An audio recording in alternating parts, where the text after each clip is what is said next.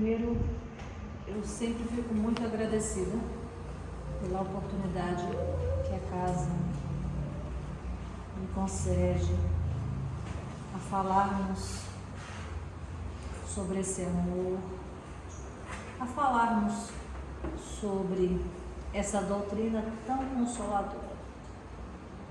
Quando Jesus ele esteve conosco e nos deu esse grande legado, o qual seria nos deixado, que seria esse Consolador prometido, foi de uma generosidade muito grande. Quando a nossa irmã colocou aqui que a casa ela oferece para esses irmãos que um dia também, com certeza, passamos pela mesma situação. Também estivemos em estados de vulnerabilidade, precisemos também de acolhimento, e tenho certeza absoluta que também uma alma bondosa também foi estendida a cada um de nós. E quando eu falo nesse sentido, dessa caridade e desse amor, tem muito a ver sobre essa proposta a qual hoje eu trago para cada um de vocês, que é sobre no sentido da paz. É como que quando nós doamos ou fazemos o bem a alguém, dificilmente não acende-se em nós uma paz. Eu acho até difícil não acender em nós essa paz. Por quê? Porque fomos criados por uma fonte divina em perfeito estado de amor e de bondade. O que nós fazemos quando doamos esse amor, apenas estamos externando aquilo que já é existente em cada um de nós. E se assim cada um entendesse que quanto mais o bem fazemos, maior beneficiados somos nós. Porque a partir desse princípio é que conseguimos também elevar-nos, é que possamos também prosseguir para um objetivo a qual cada um de nós veio a esse plano físico, que é evoluirmos. Então, quando eu falo no sentido da paz, e essa paz ela está muito relacionada para que, havendo a paz, fazendo o amor, nós possamos evoluir, tem muito a ver com isso. É você entender o bem que você possa vir a fazer, mesmo esse bem em pequenas proporções.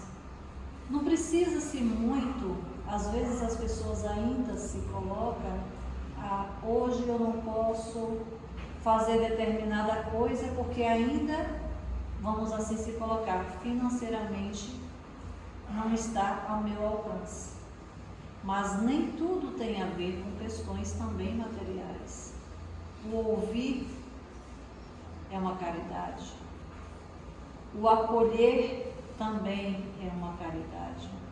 Você vir numa quarta-feira, como a irmã colocou aqui, de você fazer uma sua atuação física e principalmente doar o amor em fazer uma sopa e ali compartilhar para aqueles irmãos que estão em situações tão vulneráveis, é um ato extremo de amor e principalmente tenho certeza que todos que contribuem vão sair aqui em paz e vai dizer assim para Deus: Senhor, obrigado, gratidão por mais uma vez fazer-te o teu instrumento de servir.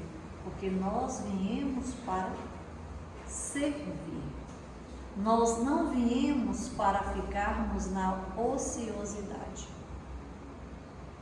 O que acontece muitas vezes também é que, quando chegamos ou buscamos a esse Consolador, a qual hoje nós entendemos e temos o entendimento que é o Espiritismo, muitas vezes também, infelizmente, nós estagnamos. Às vezes um trabalhador, eu digo isso de forma geral, vem-se a casa, abre-se a casa, faz a doação do passe, faz a doação da água fluidificada, mas também ele se estagna. E aí fica dentro daquele processo, tipo, eu acho que eu já estou fazendo muito só o fato de abrir ou de limpar uma casa, de forma alguma. Porque nós não precisamos estar estagnados. Porque o esforço precisa ser constante. Por isso também que a doutrina, ela o tempo todo nos incentiva a quê? A buscarmos o conhecimento, a estudarmos. Porque quanto maior estudo estivermos, maior esclarecimento e desenvolvimento intelectual, compreenderemos que não basta apenas você vir aqui e se estagnar, ou achar que aquilo que você faz já é de grande suma importância. Na verdade, não. Todos nós, independente das funções as quais exercemos dentro de uma casa espírita, ou fora dela também, porque praticamos ou pratiquemos essa condição de sermos espíritas, também fora da nossa casa a qual nos acolhemos. Isso se faz parte dentro do seio familiar, no trabalho, porque não tem simplesmente uma chave que fala, aqui eu venho na casa espírita, vou fazer tal coisa e fora sou uma outra pessoa, uma Andréia diferente. Não.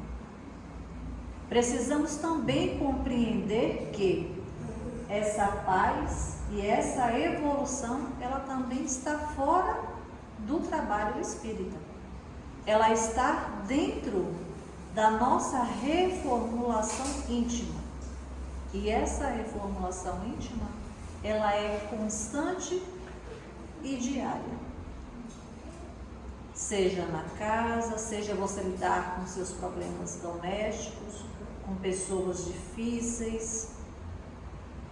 Quem de nós, muitas vezes, até mesmo dentro de uma fila de um supermercado, vem alguém e tenta invadir ou passar na sua frente? No primeiro momento que a gente fala, principalmente que está chegando no final do mês, a gente fala, mas por que essa pessoa está aqui? Eu tenho aqui mais tempo do que ela, e aí ela está querendo, de qualquer forma, tirar o meu direito da fila.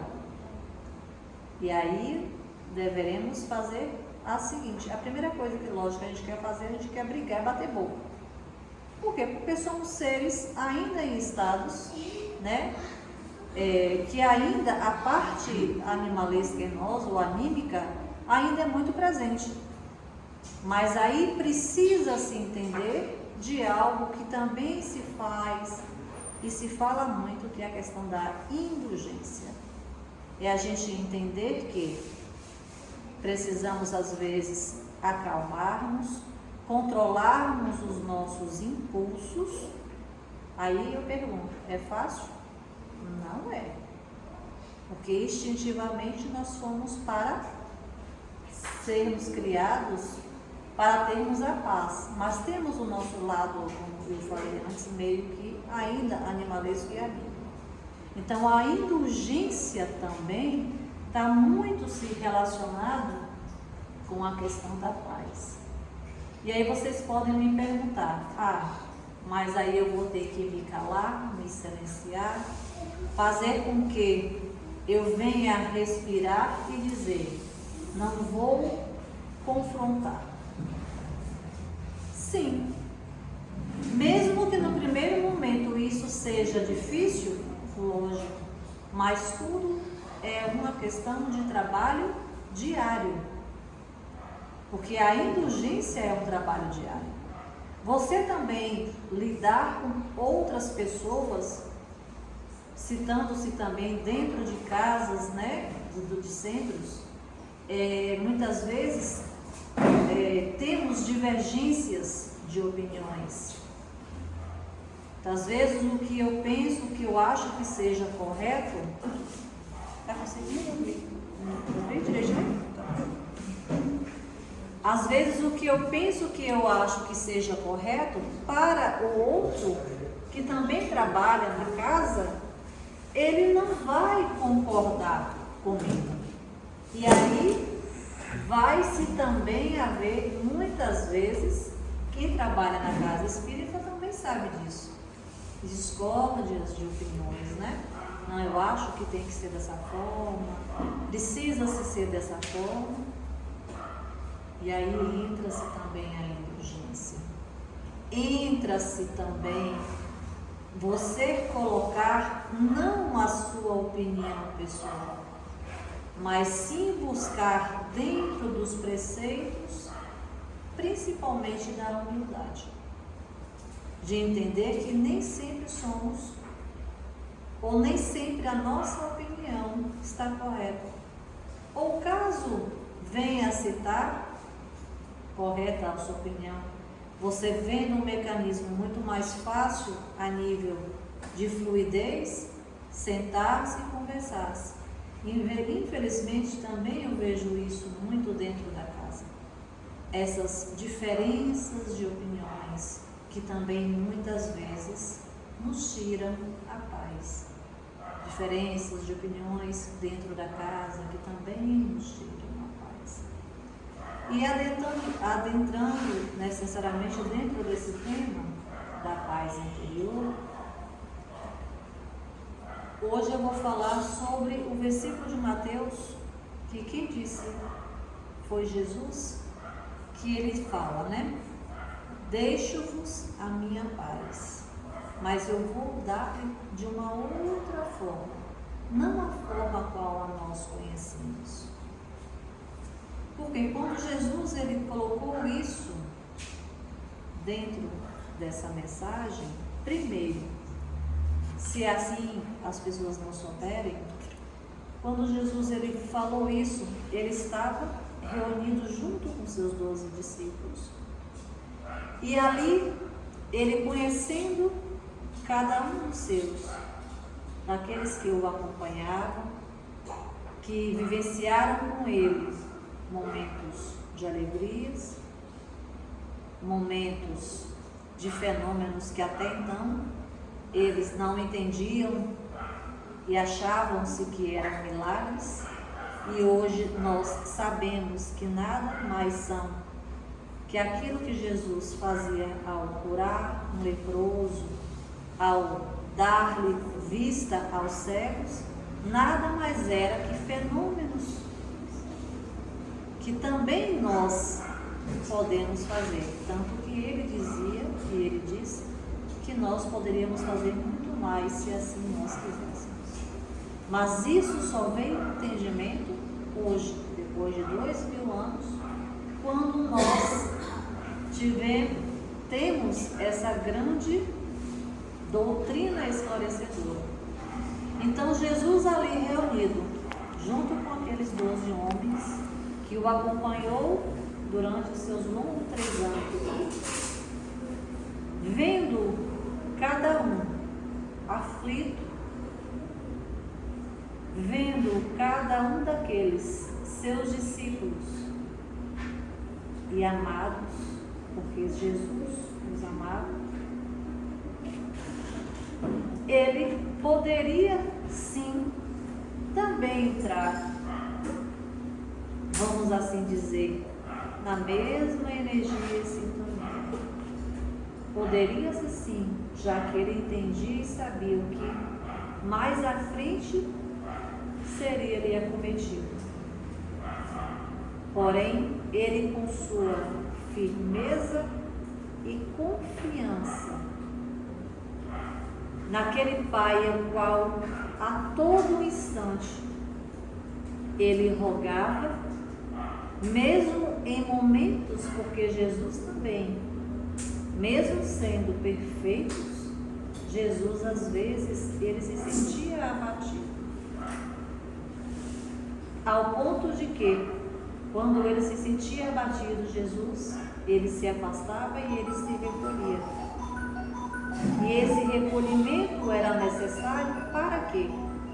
Para que ele pudesse se reencontrar com esse Pai, a qual ele ali, através das preces e das rogativas, ele conseguiria encontrar a paz. E estando ele junto com esses homens que o acompanhavam, só para reafirmar, ele não quis, de maneira nenhuma, ou ele não precisava mostrar nenhum momento fraqueza. Pelo contrário, ele deu para eles, aqueles 12 homens ali, uma certeza e uma fé, a qual cada um deles passariam a entender e seriam também precursores dessa fé. Deu a cada um bom ânimo e dizendo-lhes a eles que mesmo diante das aflições que a terra ou esse plano lhes daria, eles poderiam ter a certeza plena que nós temos um Pai que nos acolhe e que nos ama. E é isso que muitas vezes falta a cada um de nós. Falta muitas vezes, diante das aflições que nos acometem, é nos silenciarmos, buscarmos também a prece e confiar e ter essa fé plena. O que normalmente nos vem é o desespero, é a angústia.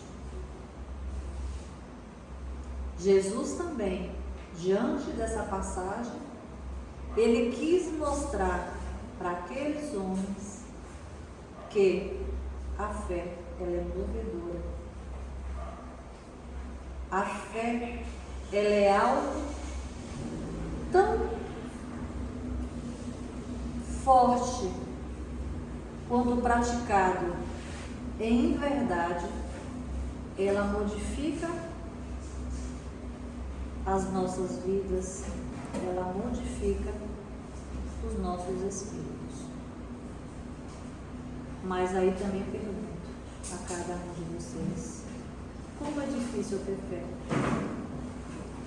Fé é algo difícil de ter. Porque quando vem, por exemplo, uma doença, quando vem uma dificuldade financeira, a primeira coisa que a gente mais busca ou se tem por instinto é o desespero. Não é verdade? Eu tiro por mim mesmo. Essa semana eu tive uma semana extremamente difícil. Hoje eu estou aqui extremamente abatida. Mas eu vim a cumprir um dever, que é o dever de servir a esse Cristo. Todos os dias na minha casa, na minha vida, eu falo: Senhor, fazei-me teu instrumento. Por quê? Porque eu também me abato. E quem é de vós que também não se abate? Deixei que em um momento eu me desesperasse. Mas aí veio a espiritualidade amiga e disse: aonde está a tua fé e a tua confiança na espiritualidade? A ponto até de me envergonhar um pouco. Se eu falo tanto desse Cristo, E eu tento buscá-lo, mesmo em pequenos passos. Para que o desespero? Se sabemos nós que estamos em processos temporários, que sabemos nós que vivemos temporariamente sobre uma matéria, que temos um corpo físico, uma vida corpórea, mas também temos a nossa vida incorpórea. Somos espíritos. Não é verdade? Somos espíritos. A nossa verdadeira vida não é aqui. A ponto de me disserem assim, diante das minhas aflições: tu ainda não compreendeu que esse plano físico é uma prisão para o teu corpo?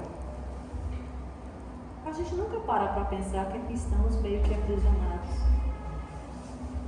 Na prisão não é onde a gente sofre todas as dores, muitas vezes físicas, muitas vezes a violência. E aí eu compreendi. Estamos aprisionados temporariamente, sim. Mas isso não quer dizer que essa prisão ela precisa ser necessariamente dolorosa. Que as aflições nos causem desequilíbrios. De maneira nenhuma. Podemos mudar isso. E essa mudança, a qual Jesus falou ali, diante do porvir, que seria a crucificação dele, ele se manteve firme, confiante e plena fé por aquele que ele rogava e tinha certeza plena que o auxiliaria no momento mais difícil. E assim Jesus se foi até o seu Calvário, até a sua crucificação. Foi humilhado, apedrejado, crucificado. Em nenhum momento ele simplesmente não precisou falar nada àqueles que ali estavam ofendendo. Apenas o que Jesus fazia era orava e rogava, porque ele tinha uma certeza plena que após aquele martírio ali, ele teria paz, porque ele saberia que após toda aquela crucificação e dificuldade, ele encontraria a verdadeira paz. E é isso que também devemos entender. Que quando vier as aflições, as dificuldades, porque estamos em um plano que ainda, como foi dito, que é um plano que nos aprisiona essa matéria, tenhamos a capacidade de buscar dia a dia essa resignação e essa resiliência. Como eu disse, a fé é algo muito difícil, mas ela sendo nutrida dia a dia, e a gente começando a entender que existe a espiritualidade e que a nossa verdadeira vida não é aqui. Aqui ainda somos acometidos para que o nosso crescimento venha através das dores. Mas quando a gente consegue entender isso e começa a modificar o nosso comportamento e o nosso pensamento, isso vai facilitar e muito quando nós não estivermos na vida mais corpórea e sim na vida incorpórea. Porque a gente precisa aprender a trabalhar aqui. Não deixar que, quando formos, encerrarmos os nossos ciclos aqui no plano físico, venha buscar isso ou esse refúgio do outro lado. E eu digo para vocês, meus irmãos e irmãs, é tão difícil e doloroso. Quando a gente se comunica com muitos irmãos em desajustes, com crenças limitantes, que não tiveram ou não se permitiram a oportunidade a quais hoje nós estamos tendo aqui. Como eles vivem desajustes e não têm a paz? Fica muito mais difícil. Por isso, eu digo a cada um de vocês, quem tiver ouvido, ouçam, quem tiver olhos, vejam, aprendam, estudem, se reformulem, para que assim quando fizermos a passagem, possamos ser acolhidos e termos também a essa paz. Tem um livro chamado, se assim quem quiser depois, chamado Ação e Reação. Ele é um livro no qual André Luiz ele vai para um local que é tipo uma escola, ele chama de Escola de Regeneração, que faz parte da zonas umbralinas, né? No umbral, normalmente a gente sempre associa assim, tem umbral e tem as colônias. E nesse livro, quem tiver oportunidade, é um livro muito rico em detalhes. Eu indico assim, para quem quiser conhecer e saber mesmo o que nos acomete lá quando nós nos desencarnamos, é um livro que nos desperta. André Luiz ele vai para esse reformatório lá, que é chamado Mansão da Paz. Ele foi fazer uma longa pesquisa dentro desse local e lá nesse reformatório tem o Druso, que é o coordenador. E lá são acolhidos espíritos ainda em estados um pouco melhores, né? Daqueles que estão ali vagando pelas zonas umbralinas. Só que são espíritos que foram resgatados, ainda muitos deles sem consciência, muitos deles em degradações morais e psíquicas, e André Luiz começa ali a observar aqueles irmãos e aquele trabalho desse coordenador e desse benfeitor dessa mansão da paz. Se vocês pudessem imaginar, o livro ele relata várias vidas ali, de vários espíritos desencarnados. Como muitos, pelo fato de não ter buscado essa paz e essa evolução aqui, sofrem. São casos de, por exemplo, que se relata lá, são vários casos. Mas por ganância, um irmão matou 2 irmãos, porque ele queria ter uma quantidade maior de terras, e ali ele se encontra em extrema loucura. Tem outro que, usando-se do poder financeiro dele aqui também, usou e abusou, e tantos outros casos que, dentro dessa matéria aqui, criou tanto desajustes psíquicos que quando cada um deles desencarnaram, estão em estados degradantes. Então quem quiser e tiver oportunidade, hoje até se facilita muito, né? O PDF, vocês podem ver, Ação e Reação. Fala-se de uma maneira muito direta mesmo do mundo espiritual, no sentido das cidades umbralinas.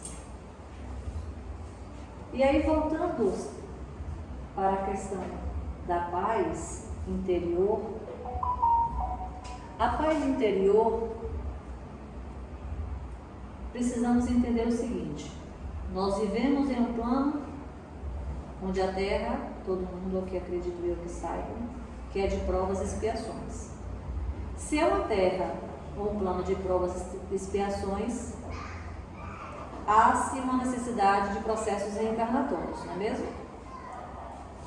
Esses processos reencarnatórios, eles precisam de quê para que nós viemos ou passaremos a seguirmos em frente no sentido da evolução?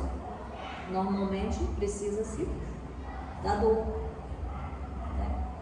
A dor ainda é necessária, ainda é um remédio para o nosso crescimento. Infelizmente. Então, quando nós estamos aqui, nesses processos reencarnatórios, aonde muitas vezes a vaidade nos prevalece, o ego, muitas vezes as nossas conquistas materiais, isso não quer dizer que isso seja algo ruim, porque também temos necessidades materiais, né? De conquistarmos uma boa casa, um bom carro, ou aquilo que nos é permitido dentro do nosso alcance financeiro. Mas será que isso verdadeiramente vai nos trazer a paz?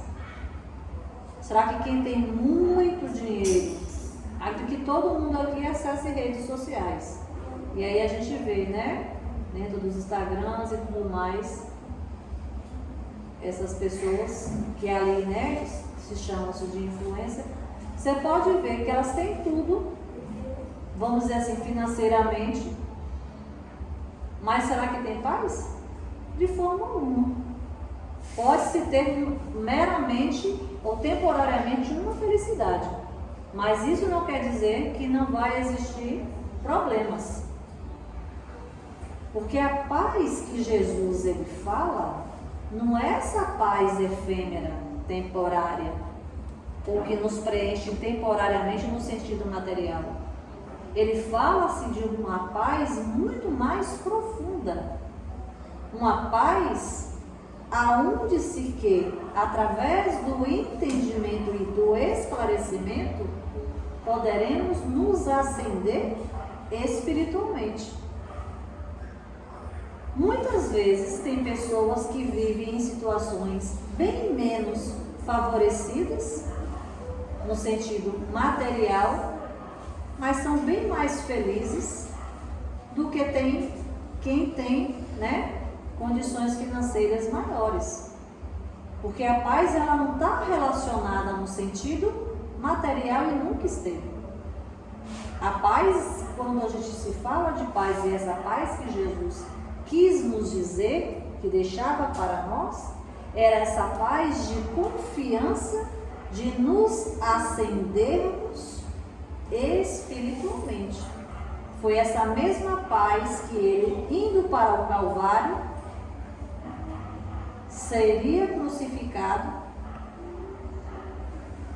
Ele nos deixou também um exemplo diante disso. E qual o exemplo foi esse?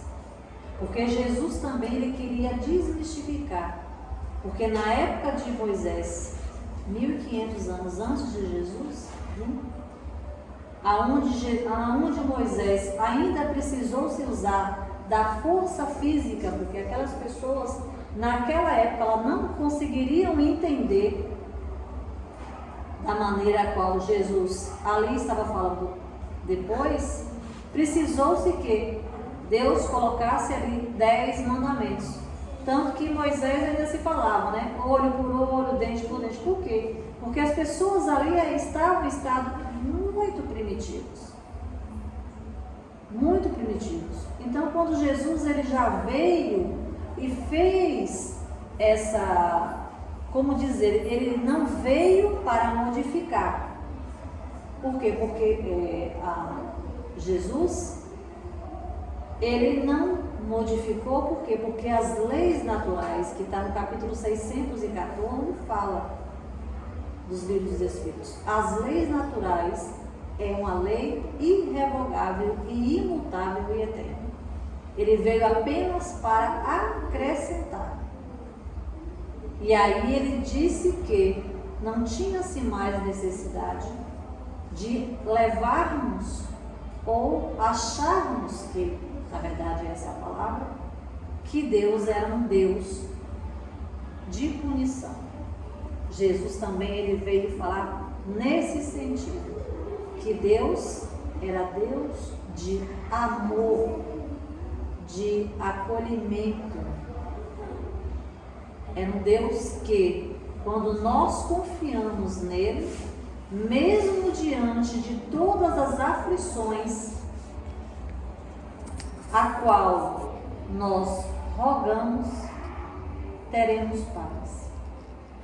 Acredito eu que todos aqui, nos seus momentos de silêncio e de rogativa, quando se dispõe à prece, ou quando mesmo nós iniciamos aqui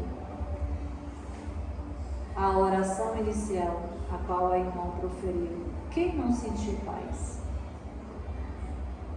Todo mundo sentiu, porque a prece ele tem esse grande poder de nos dar a paz, de nos conectarmos a essa divindade, a esse ser supremo que é somente amor. E aí quando eu parto para falar que essa paz interior, que essa consciência plena dessa rogativa de colocarmos os nossos impulsos ou frearmos ele, automaticamente conseguiremos aquilo ali, a evolução espiritual. Mas nós só vamos conseguir evoluir através de algo que sempre se diz dentro da doutrina, que é a reformulação íntima. Se nós não trabalharmos isso diariamente, essa reformulação íntima, de não controlarmos os nossos impulsos, de agir como na época de Moisés. Se alguém te bater, bata também. Se alguém te ofender, ofenda também. E aí o que vai se acontecer, o que hoje nós entendemos, vai se haver um desajuste, desequilíbrio energético. Tanto que Jesus, quando ele veio, ele disse: se alguém bater-te na sua face, dá-lhe outra. O que Jesus quis dizer que não é que você tem que ser, alguém passivo, Mas ele quis nos mostrar que deveríamos ter a humildade, Teríamos que pedir a indulgência também. Não é que a gente precisa ser bobo, achar que as pessoas, pelo fato de hoje a gente está buscando a reformulação e as pessoas têm que estar ali tripudiando, em cima de nós. Não é essa questão. Mas também a gente pode também evitar o conflito. Não precisa a gente chegar aos finalmente. Se alguém vier te ofender, recolhe-te. Não precisa você ir à frente. Se quer a pessoa continuar insistindo, uma coisa eu digo: se duas pessoas brigarem e uma vai recuar, ela não vai ter com quem ela brigar. Ela vai ter que recuar. Ou ela vai continuar falando sozinha. É isso também que tem a ver com quando Jesus falou na questão de dar outra face, a questão da humildade. E às vezes você recuar não quer dizer que você seja fraco. Pelo contrário, você é inteligente. Porque você não vai estar entrando na mesma sintonia ou energia daquela pessoa que muitas vezes, ou na maioria das vezes, estará em desajustes e em desequilíbrio. Se nós estamos aqui dentro de uma casa e entendemos que o desequilíbrio nos faz mal, o desajuste nos adoece. Quantas doenças são acometidas? Ansiedades, doenças físicas mesmo, Cânceres. Por quê? Porque nós não fomos criados para sermos ruins, fomos criados para sermos bons. Então, quando isso mexe, isso é ao contrário daquilo que nós somos criados, as nossas células adoecem. Hoje, se a gente for observar, quantas pessoas estão sendo acometidas com doenças psicossomáticas. Por quê? Porque estão em desajustes emocionais, que querem de todas as maneiras vencer pela força ou achar que a sua opinião tem que prevalecer. Gente, isso é bobagem. Sabe por quê? Porque ninguém muda ninguém. As pessoas que precisam se despertarem e entender que aquilo que ela está fazendo ou falando ou agindo é mal para ela própria. Então, para que a gente chegar e querer revidar para uma pessoa dessa? Só vai se haver lutas energéticas que, se você é uma pessoa que está vindo na casa buscando apoio, que está vindo buscar melhorias, né? Está se fazendo um tratamento desobsessivo, tomando passe, e você está ali e se permitir que alguém te desequilibre, é bobagem.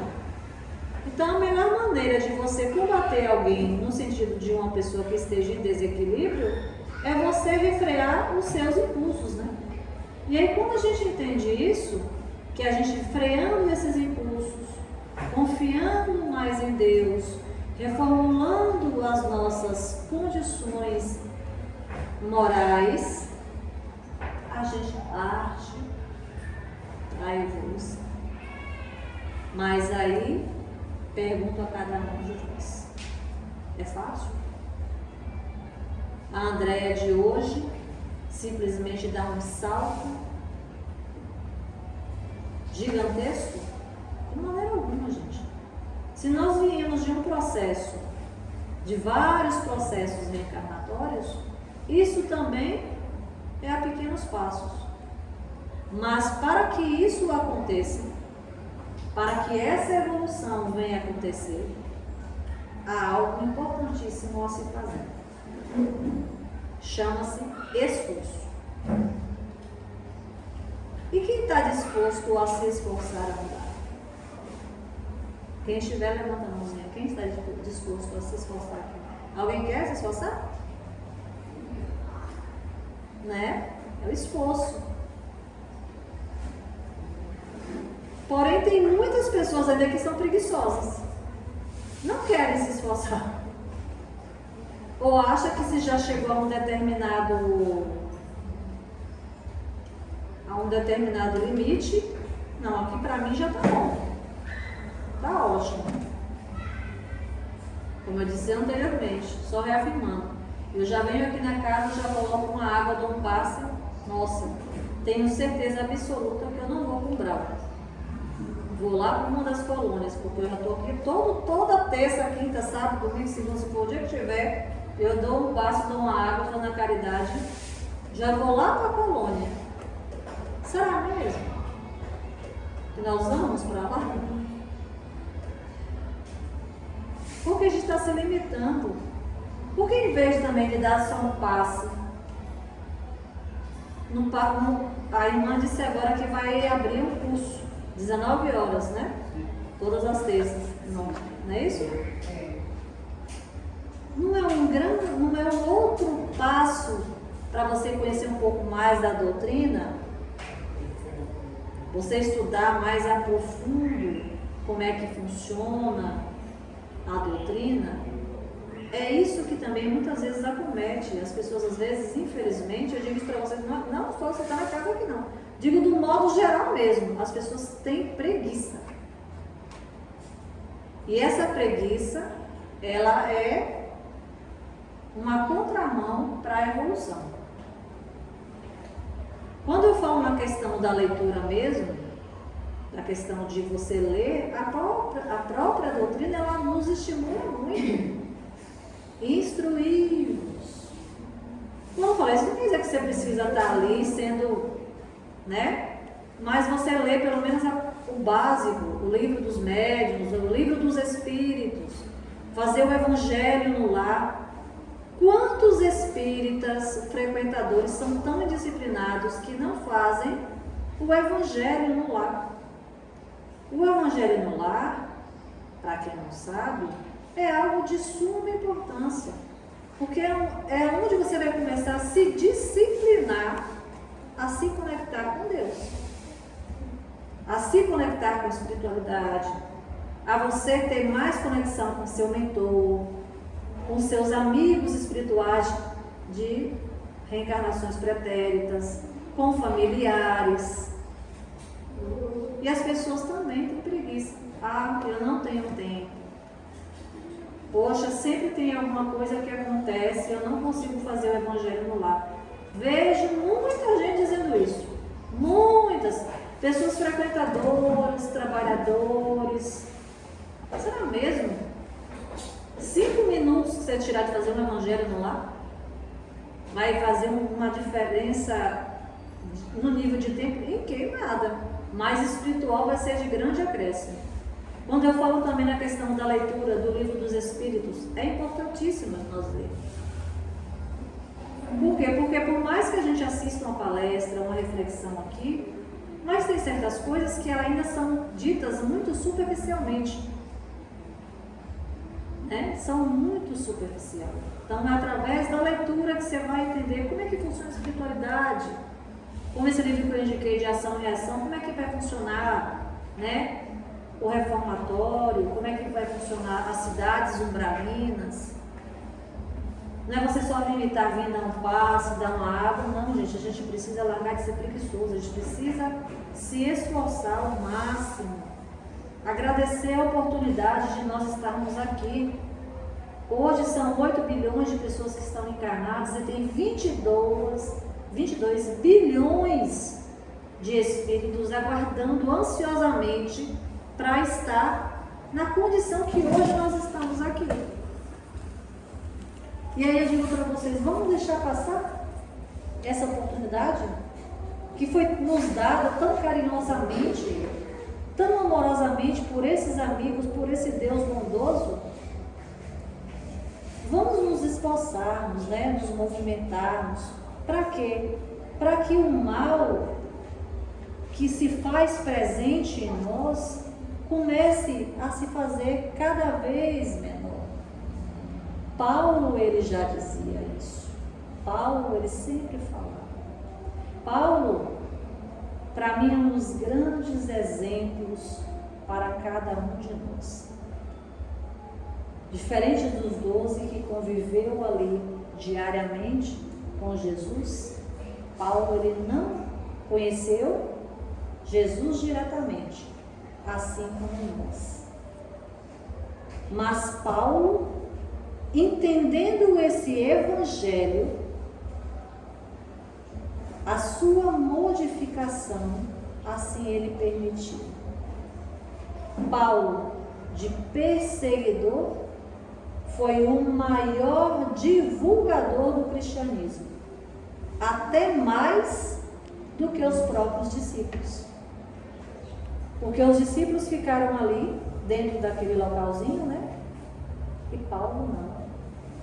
Paulo foi adentrando ao mar dentro e foi levando o cristianismo, foi levando aquele Jesus que ele mesmo disse que um dia viu embaçado, porque Paulo viu ele indo para a cidade de Damasco, mas Paulo compreendeu e agarrou todas as forças possíveis dele para que ele se reformulasse, para que ele extirpasse a sombra que existia nele.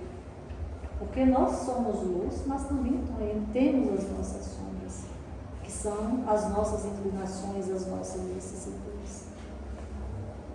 Paulo é um grande exemplo para cada um de nós, porque assim como Paulo, também nós podemos fazer isso.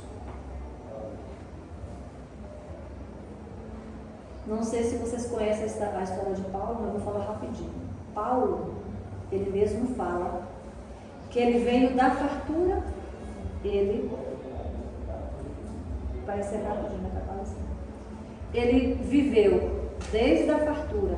Paulo, ele era filho de comerciante e vivia dentro daquela fartura ali. Paulo estudou para ser um doutor da lei. Inclusive estudou o maior doutor, que é chamado Gamaliel. Ele ia substituí-lo lá no Sinédrio. Paulo, ele achava que conhecia Deus. Sabe aquele nosso achar, muitas vezes, que ainda é impregnado em nós? Ah, mas eu conheço a Deus. Ele achava. Ele conhecia as leis mosaicas, ele orava.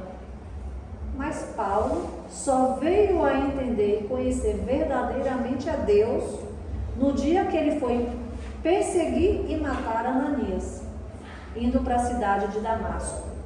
Quem não leu e quiser ler também o livro Paulo e Estevão, também é bastante interessante, fala muito dessa modificação de Paulo.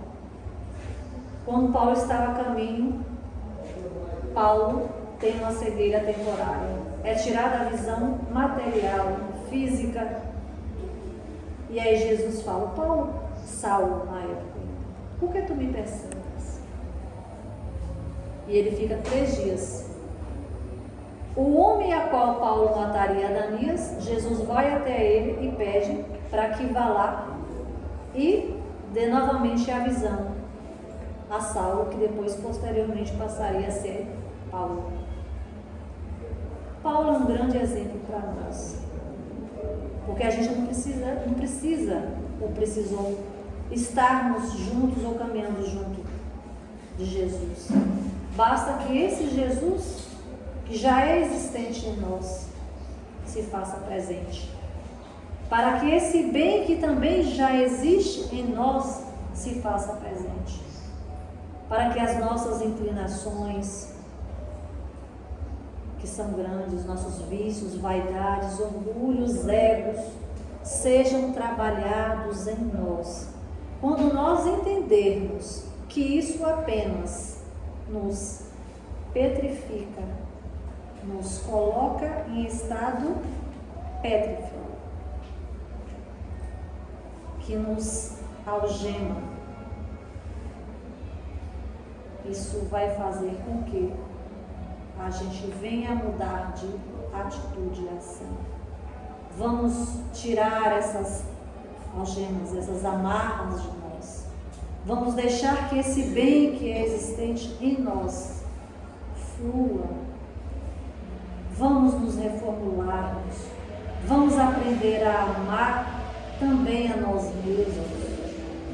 Vamos aprender a fazer a caridade, ajudar a quem precisa em estados de vulnerabilidade, para que assim, quando conseguimos entender isso, essa evolução, tenha certeza, isso chegará a nós. Eu gostaria de passar um videozinho rapidinho, tinha outras coisas, mas o tempo acabou sendo um pouco. De graça, e eu ando de graça, não sou eu. É o próprio Cristo que olha para você e estilhaça as suas defesas, e nesse momento você entenderá que é totalmente reconhecido de Deus e se sentirá completamente amado. Eles nos reconhecerão por nosso amor. Esse é o caminho. Eu sei quem tenho crido, cometi muitos erros, mas tudo que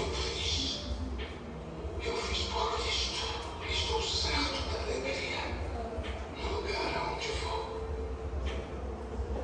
Ajude-nos a completar a carreira, Pai.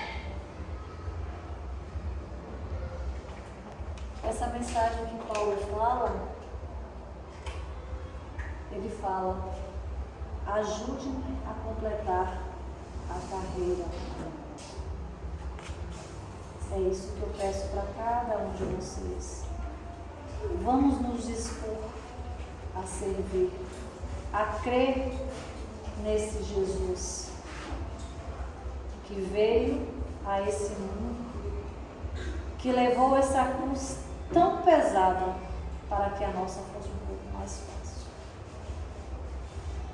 Paulo, ele diz que Jesus, ele conhece cada um de nós, sabe das nossas dificuldades, sabe aonde estão as nossas aflições, sabe-se também aonde estão as nossas sombras, como todos nós também sabemos. Porque Paulo, ele já dizia que quanto menor eu me faço, maior eu esteja. O que ele quis dizer isso? Que quanto menor eu estiver na matéria, sem ego e sem vaidade, maior eu estarei em espírito, praticando o bem, o amor e a caridade plena. Dá tempo de botar só uma musiquinha só para encerrar? Sim. Senhor, fazei instrumento de vossa paz. Onde houver ódio, que eu leve o amor. Onde houver ofensa, que eu leve o perdão. Onde houver discórdia, que eu leve a união. Onde houver dúvida, que eu leve a fé. Onde houver erro, que eu leve a verdade. Onde houver desespero, que eu leve a esperança. Onde houver tristeza, que eu leve a alegria.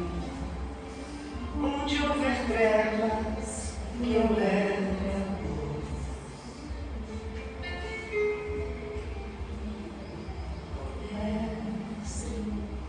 Fazei eu procure mais consolar e ser consolado, compreender e ser compreendido, amar e ser amado, dizer o mundo que se é perdoando se é perdoando, e é morrendo que se vive para a vida eterna.